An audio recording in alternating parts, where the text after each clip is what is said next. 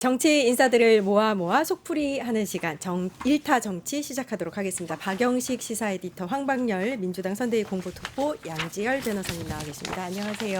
안녕하세요. 네, 첫 번째 주제 이재명 노 추모하며 눈물입니다. 고 노무현 전 대통령의 서거 16주기를 맞아서 이재명 후보가 경남 김해 봉하마을을 방문했고요. 이 기리는 자리에서 눈물을 훔치는 모습도 포착이 됐습니다. 에디터님 어떻게 보셨어요?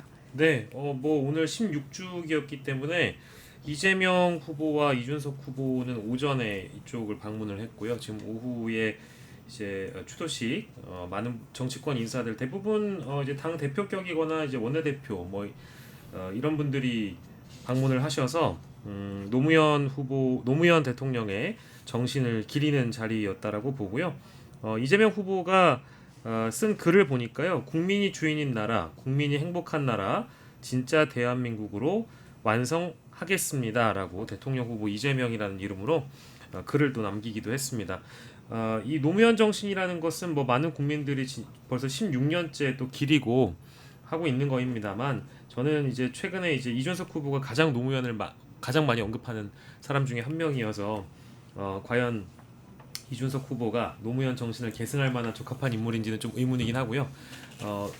공교롭게도 이제 두 후보 다 눈물을 훔치는 모습을 언론이 조명을 했어요. 네. 근데 국민들의 마음은 이재명 후보의 공약이나 정책적 비전이나 국가를 생각하는 마음이 누가 더 노무현과 닮았는지에 대해서 이번 자리를 통해서 한번 좀 되새겨보고 평가를 각자가 해봤으면 좋겠습니다. 제가 뭐 더 긴 말을 할 수는 있긴 한데 그 비교는 나중에 하도록 하겠습니다. 판단은 일단은 국민에게 맡기는 걸로 하고요.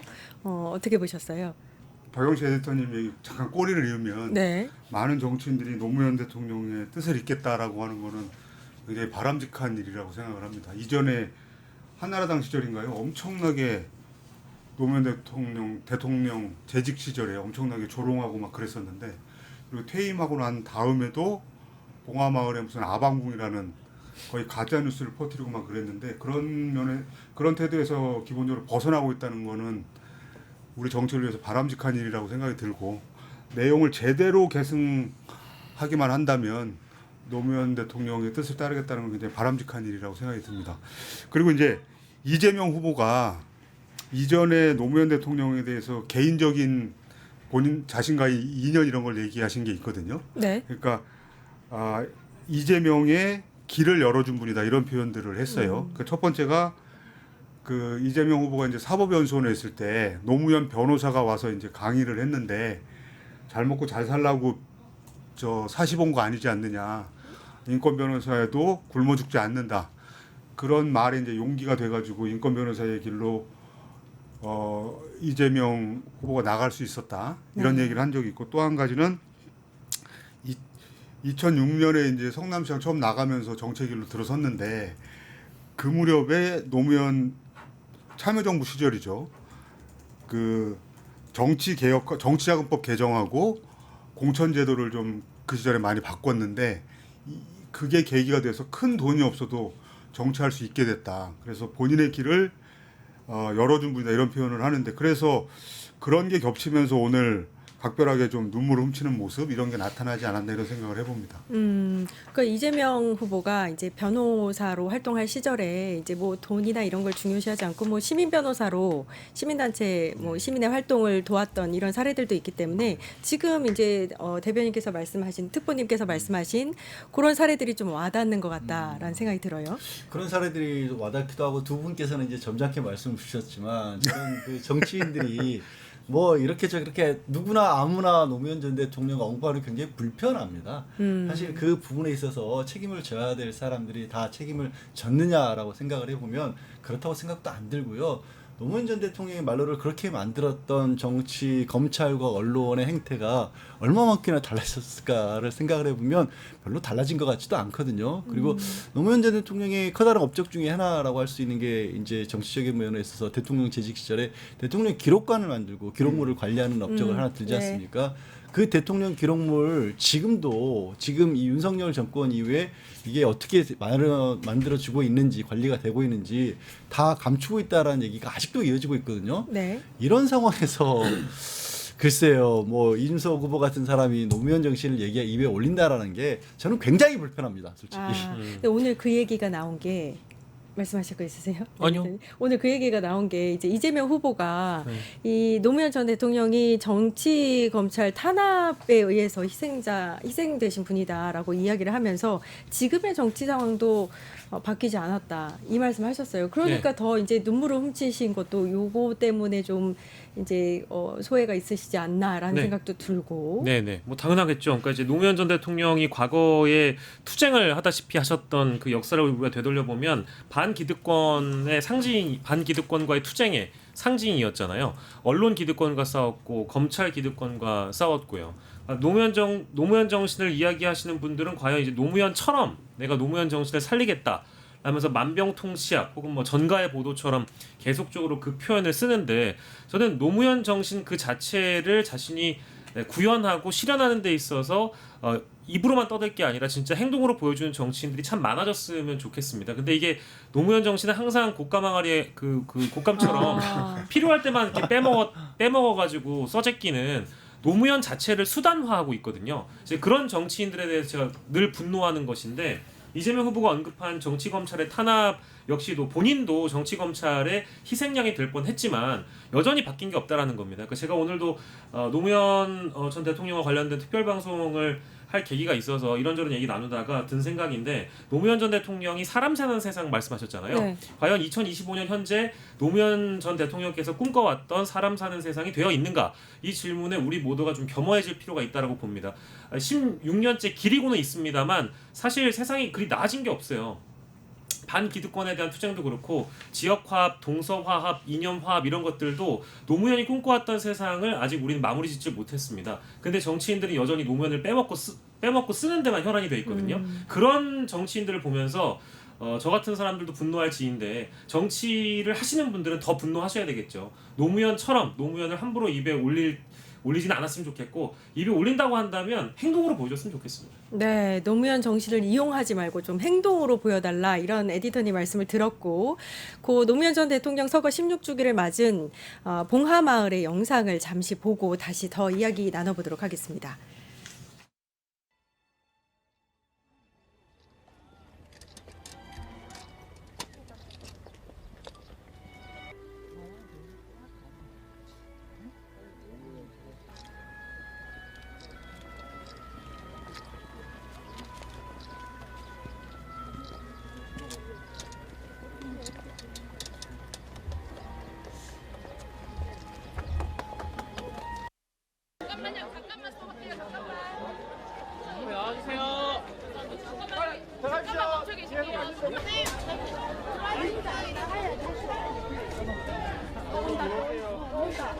앞에 나오세요.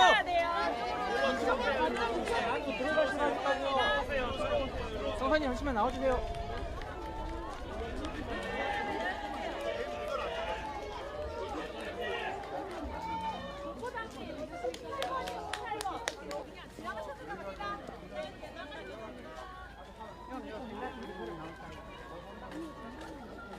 앞에 나와주세요.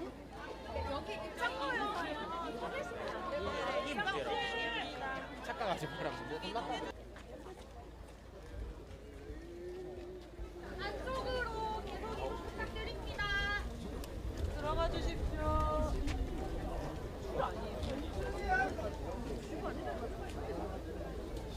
지금 흘려주세요.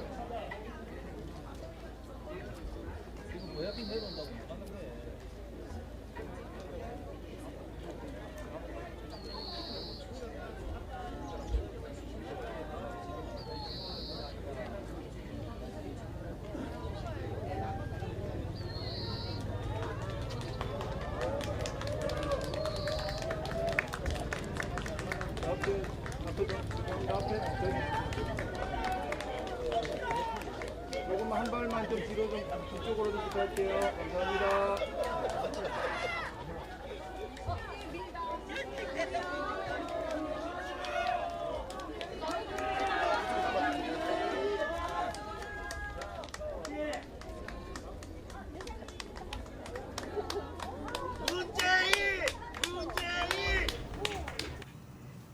네, 봉하마을의 모습을 잠시 봤는데 문재인 전 대통령과 김정숙 여사 모습도 보이고 권양숙 여사도 보였어요. 예, 어떻게 보셨어요, 특보님? 지금 이제 문재인 대통령 전 대통령 얼굴이 모습이 나왔는데 아까 저 박영식 에디터도 말씀을 하셨지만 노무현 대통령은 정치 검찰의 정치적 수사를 받다가 서거하셨잖아요. 네, 문재인 대통령도 3년 내내 검찰에서 윤석열 검찰에서 수사다가 얼마 전에 기소했습니다.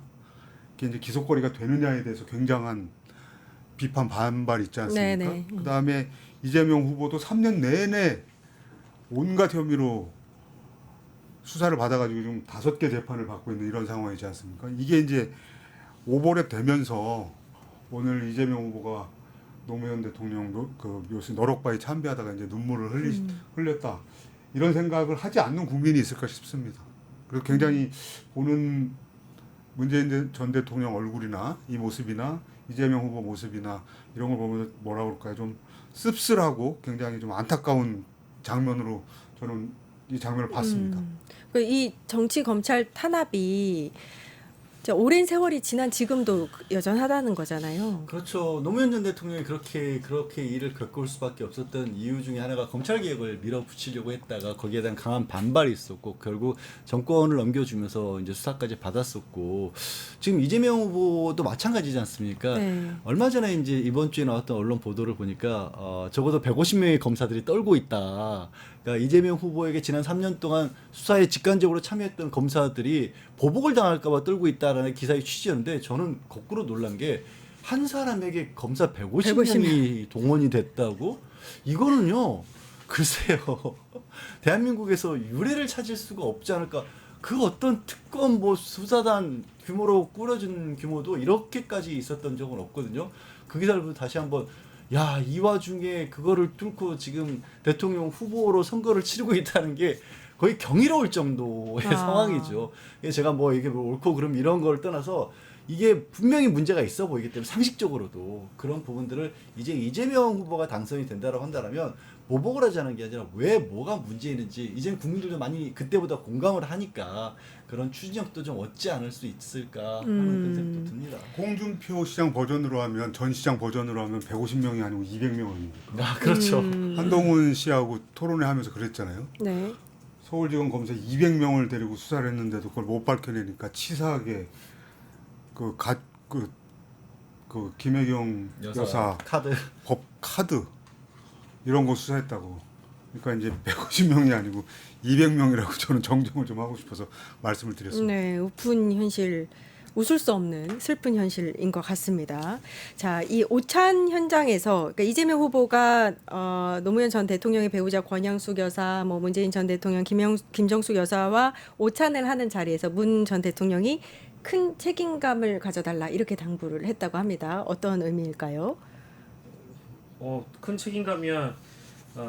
일단 문 전 대통령은 자신의 집권 기간 동안 자신이 검찰총장을 맡겼던 윤석열에게 나라를 빼앗긴 어쨌든 과오가 있는 사람이 된 거잖아요. 본인도 이럴 줄은 몰랐겠지만 원튼 원하지 않든 냉정한 평가가 달려 있는 사람이고 또 그것과 고리를 함께하는 이재명 후보의 경우에도 마찬가지로 이 정권 연장이 아니라 정권을 빼앗겼던 패배라는 것에 대한 책임을 또 통감해야 되는 후보이기 때문에 이번만큼은 결코 저 내란 세력들에게 빼앗기지 말아달라. 이번만큼은 정권 교체를 해달라는 큰 책임감을 가져달라고 말씀을 하신 걸로 보이고요. 역사 앞에서 냉정해질 필요는 있겠습니다. 그러니까 저도 문재인 전 대통령과 윤석열 같은 인간을 비교한다는 것은 말도 안 된다고 생각하는데요. 다만 그 시기에 그런 선택을 하지 않았다면 문재인 전 대통령이 이렇게 민주당 내부에서도 비판을 받을 이유는 없다라고 보고 더불어서 거기에 대한 뭐 희생양 내지는 피해자가 됐을지 모르겠습니다만 이재명 후보도 0.73%의 차이로 집권을 하지 못했다라는 그런 책임감이 아마 본인 스스로도 있기 때문에 여러 가지 좀 만감이 교차하는 자리가 아니었나 싶고요. 이번 정권 교체가 성공한다면 이런 책임감도 이제 좀 훌훌 털어버릴 수 있지 않을까. 물론 근데 집권 이유가 더 무거운 상황이 될 겁니다. 아직 뭐 선거가 끝나진 않았습니다만은 지금 유력 1위 주자로서 본인이 갖고 있는 부담감이나 책임감들을 이제 덜어내고 또 실행에 옮길 수 있도록 어쨌든 내란 세력과의 싸움에서 이기는 것이 제일 중요하다라는 그런 조언으로 저는 이해했습니다. 네, 오찬 자리에는 노 전 대통령의 아들 노건호 씨, 또 유시민 작가도 동석을 했다고 하고요. 우원식 국회의장과 이해찬 민주당 상임 고문 또 배우자와 함께 참석을 했다고 합니다.